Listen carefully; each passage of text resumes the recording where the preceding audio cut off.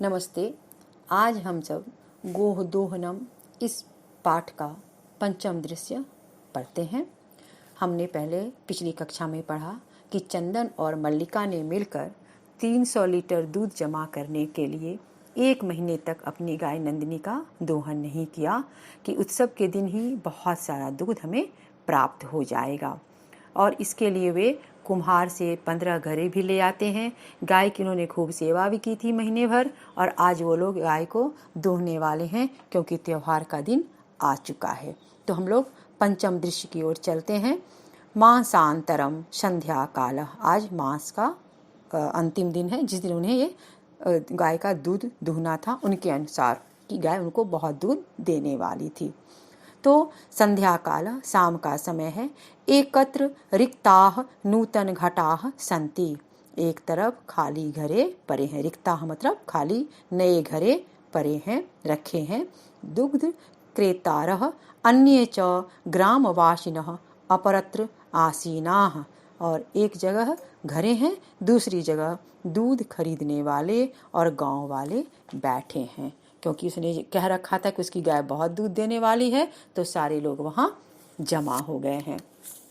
वहाँ पहुँचते हैं तो चंदन आता है अपने गाय के पास। धेनु प्रणम्य मंगलाचरणम विधाय मल्लिकाम आहयति, गाय को प्रणाम करता है, मंगलाचरण करके मल्लिका को बुलाता है। मल्लिके सत्वरम आगच्छ, सत्वरम मतलब शीघ्रता से, हे मल्लिका जल्दी आओ।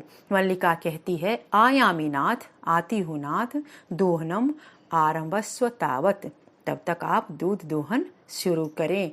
चंदन यदा धेनोः समीपम गत्वा दोग्धुम इच्छति, जैसे ही गाय के पास जाकर दूध दुहना चाहता है, तदा धेनु पृष्ठपादेन प्रहरति, उसको पीछे के पैर से मारती है वह गाय।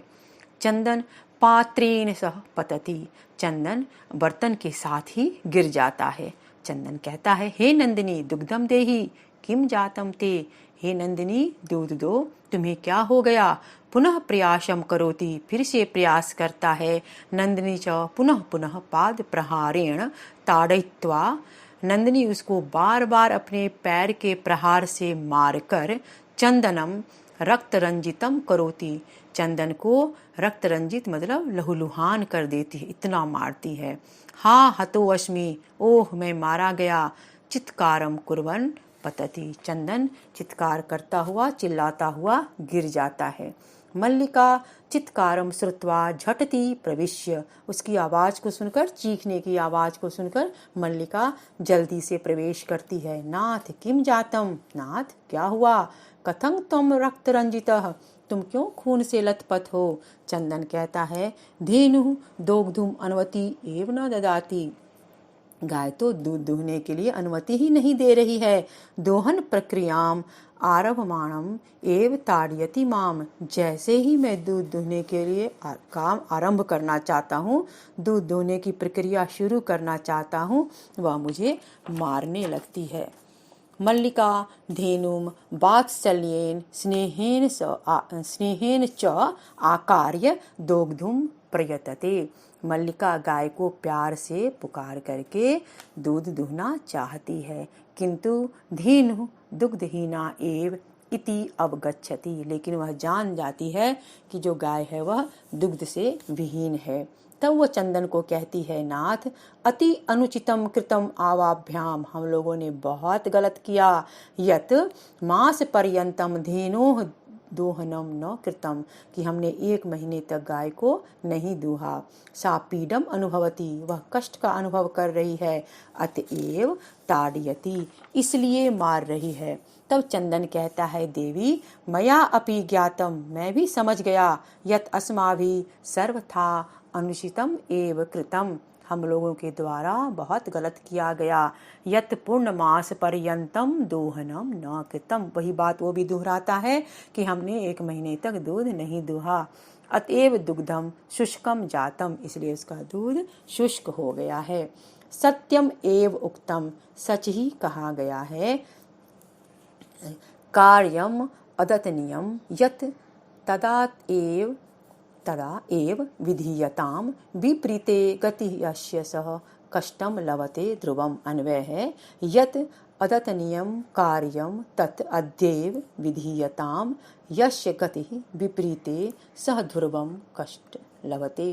अर्थात जो आज करने योग्य कार्य है उसे आज ही कर लेना चाहिए, जो इसके विपरीत करते हैं वह निश्चित ही कष्ट को प्राप्त करते हैं।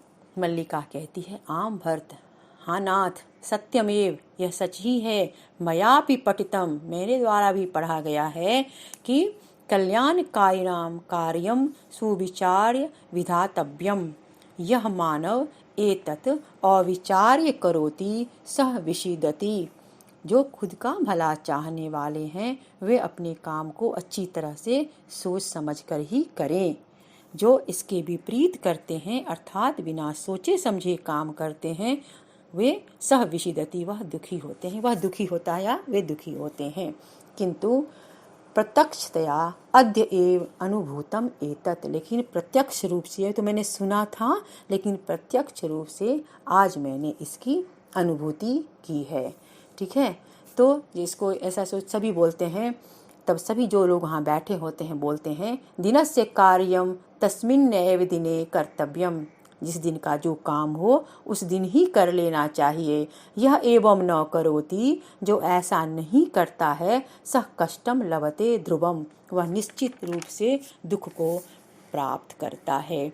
जवनिका पतनम, पर्दा गिरता है, मतलब यह नाटक की समाप्ति हो रही है।